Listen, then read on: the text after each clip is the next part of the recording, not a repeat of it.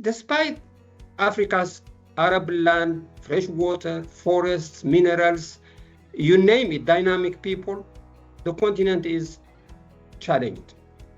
It is for this reason that I thought of founding GeoSAS in 2007.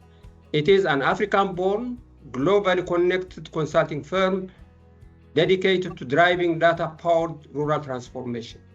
By integrating geospatial analytics, local talent, and cross-sectoral partnerships, GeoSAS helps governments more from crisis response to proactive, inclusive development planning.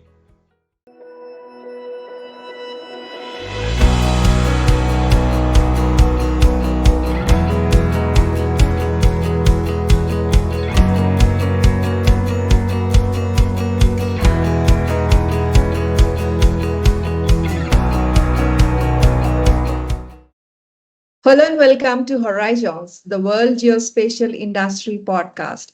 Our guest today is Menghestab Haile, CEO GeoSAS Consulting. Mr. Haile, thank you so much for joining this conversation today. Thank you very much, Bahanu, and thank you, WGIC, for giving me this opportunity. Great to have you.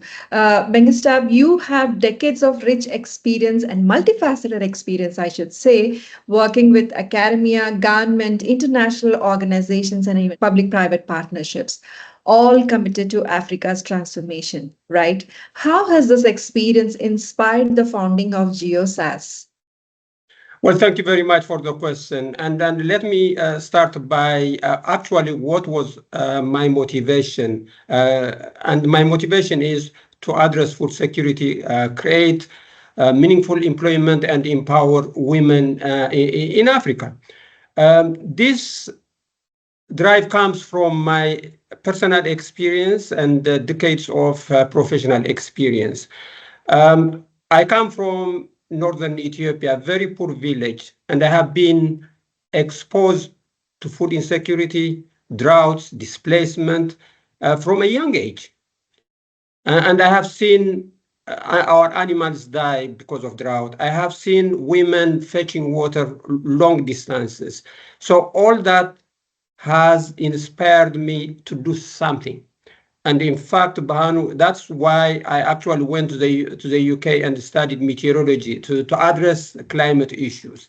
Now, in my WFP career, which is an extension of what I wanted to do in life, I have traveled around Africa in many places, 25 years of the UN in senior positions. So I traveled around the continent. And I also traveled around the donor countries, their headquarters, and so forth.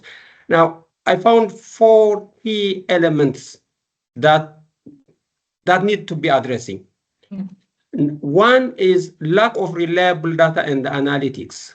Yeah. The national governments and local authorities do not have access to accurate, timely data, especially geospatial intelligence, and therefore they cannot make informed decisions.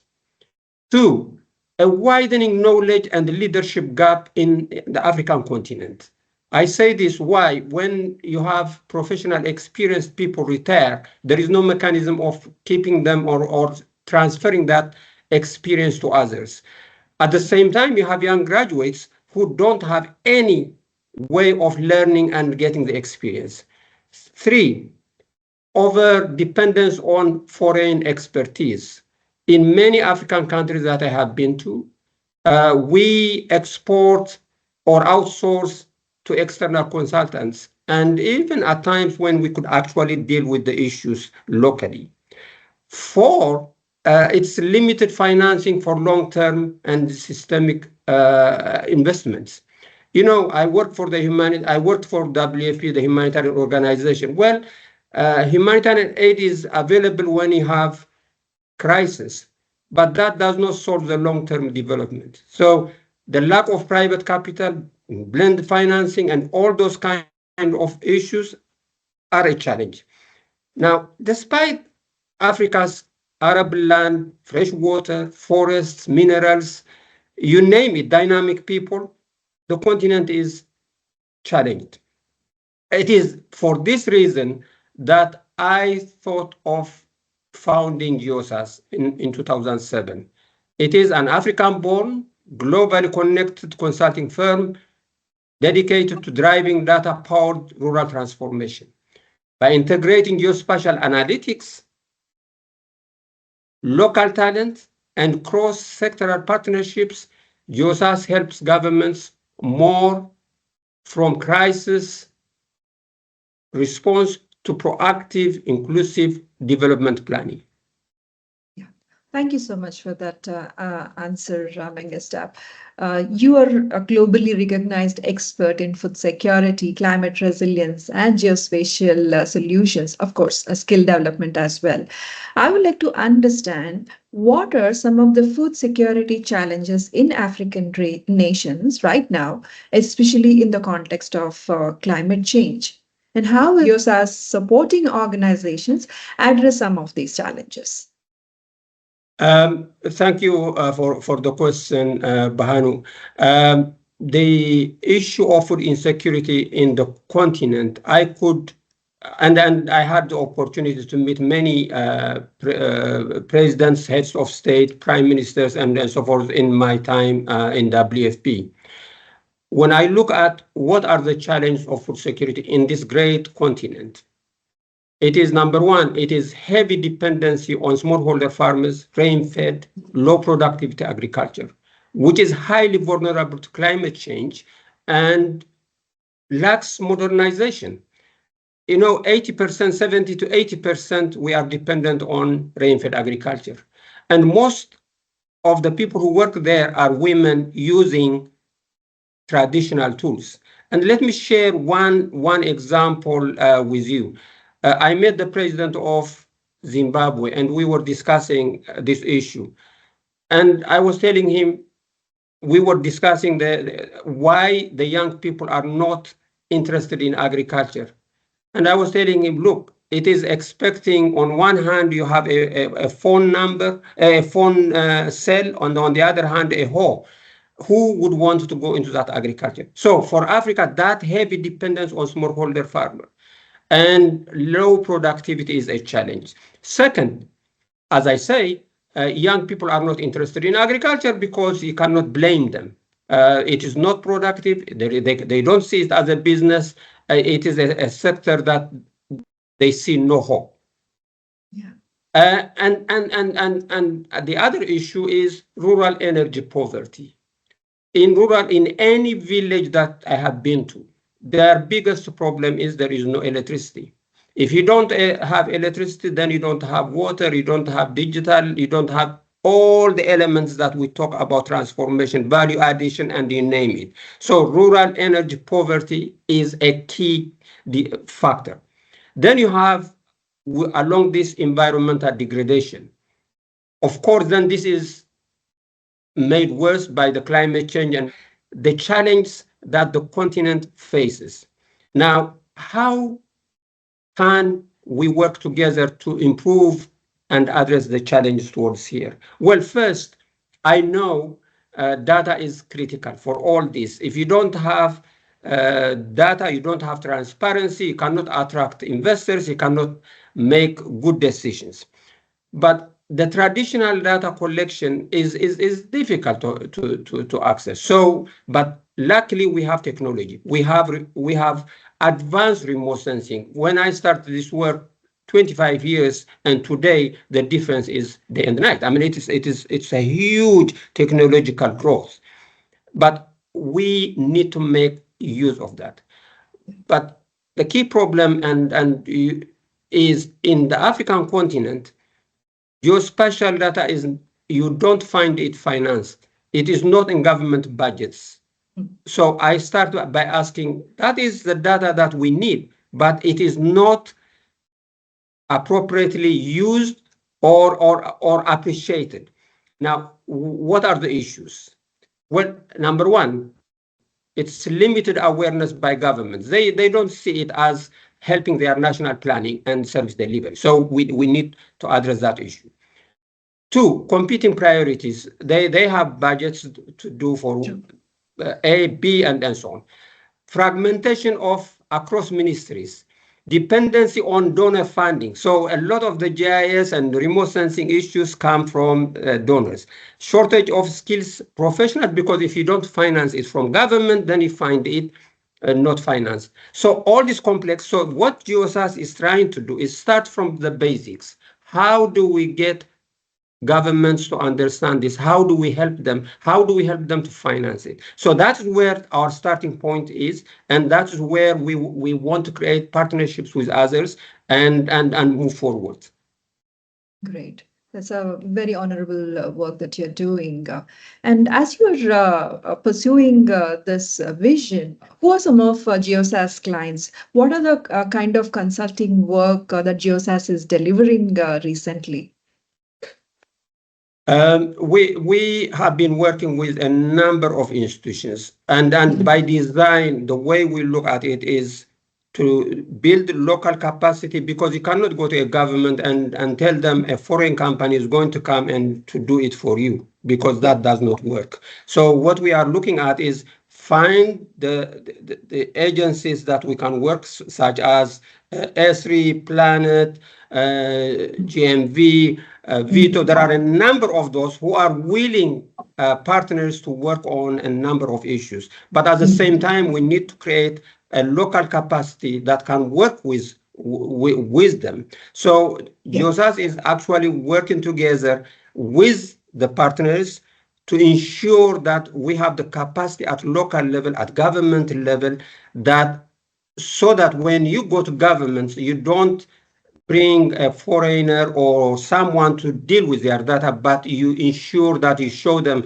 that this is done in collaboration with their governments. Now, since GeoSAS joined the WGIC, that was the purpose. We wanted to talk about Africa. We wanted to attract other partners. There are many partners that we want them to come.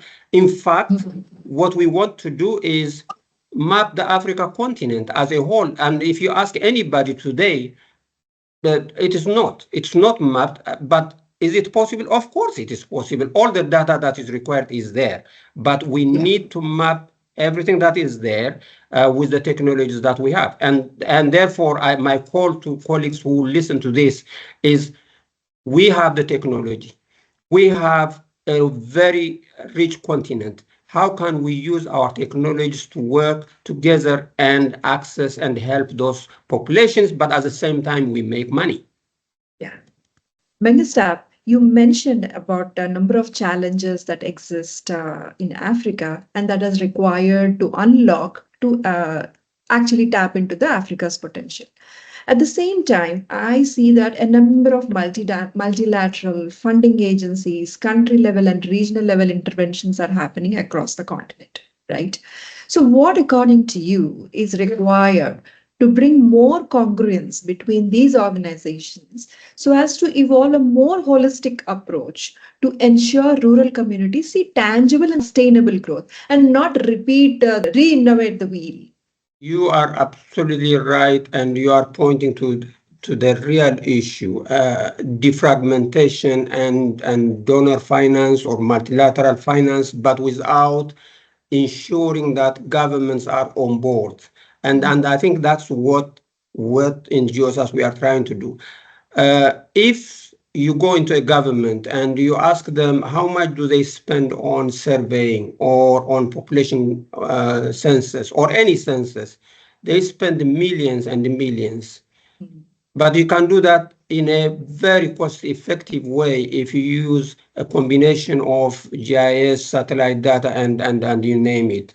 It will reduce the cost. It will be more holistic. It will be transparent. You can put all the elements.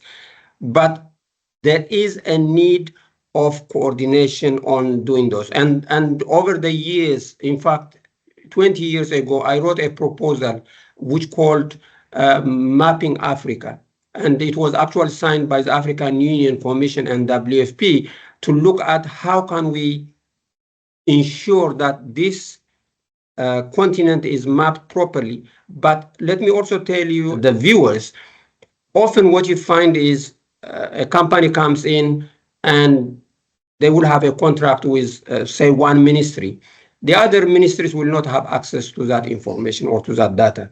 So you would find in one country, different ministries sometimes buying the same data. Now, what we need is to really work together between the industry, between the financing organizations, between the governments, the universities, and the communities. We need to curve a way forward. And at GeoSAS, that is what we are spending a lot of our time trying to achieve this. But I think that's the way, because the resources that are being spent are huge. But are they having impact? Not the impact we want. Could we improve the lives of those people? Yes. Is the technology ready? Yes. With you name it, with communication and now add to it AI, it is possible. I would like to ask a related question, Menghestab. You're also a proponent of public-private partnership models to achieve this kind of a change that we are talking about. But in the context of geospatial projects, how successful are African projects in terms of the PPP? Yes, I think it goes back to the government's views of the geospatial world. So that's why where do we need to focus is to focus on ensuring that African governments, African institutions see the value of geospatial. Yeah. That is what we are working on now. When I have I have been lucky to speak to many heads of state, as I said earlier, and when I talk to them, there are three things that they talk about. One is food insecurity, two, youth unemployment, and three, lack of financing. Many countries don't want to go to borrow money. They want financing finances, investments. Now, my view with them, or my discussion is, well, you cannot get financing if you don't have appropriate data that the financiers and the institutions could see. And that is a limiting factor, because if you say I have minerals, I don't know where the minerals are. If you tell me I have Arab land, where is the Arab land? All the related information must come together. If you have that, then investment can be availed, and that the public-private partnerships will come in, because now you have two partners who understand the value of what you are doing. Because in the past, what we have is you may have the UN agencies or others saying that this is important for you, for your work, but if the governments don't understand it, then you have a challenge. So for me, it is what we are doing, we need to continue and enhance, so that we work with governments so that they understand more the value of geospatial. And it is cost effective and it is timely. And then we work on the public partnerships to mobilize the resource and the technical know-how. I know there are many in WGIC companies who are very, very interested and want to help, want to support. Well, but there is a challenge. So that is where GeoSAS is coming, is we know the continent, we have been there, we are there, and let's work together to address these issues so that we have a more productive partnerships. Okay, fantastic.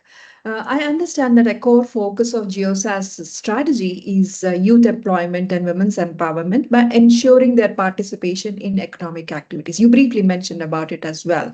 So what are some of the activities or projects through which GeoSAS is achieving this core focus? And if you want to mention any recent projects, please feel free to do so. Being traveling around the continent, as I said, there are challenges that I see. And one of the key challenges, as I said, is actually rural energy. So we are partnering with a private company company called Aswadi. It's an energy company in Egypt.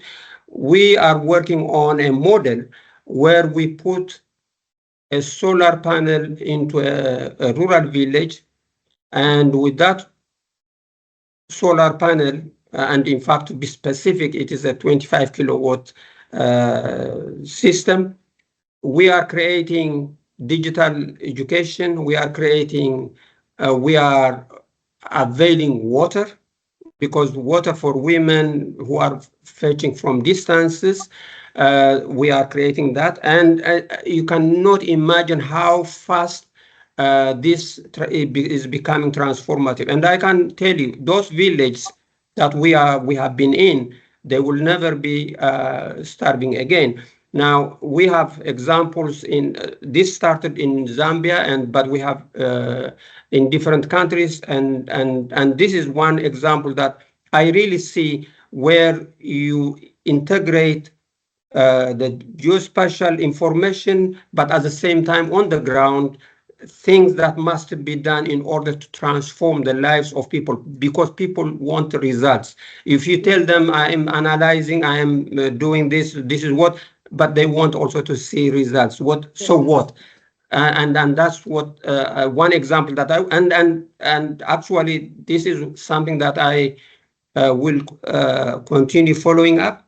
And the second example is we are with the African Union Development Agency. We are working on what we call Mapping Africa, but to support the CADEP program.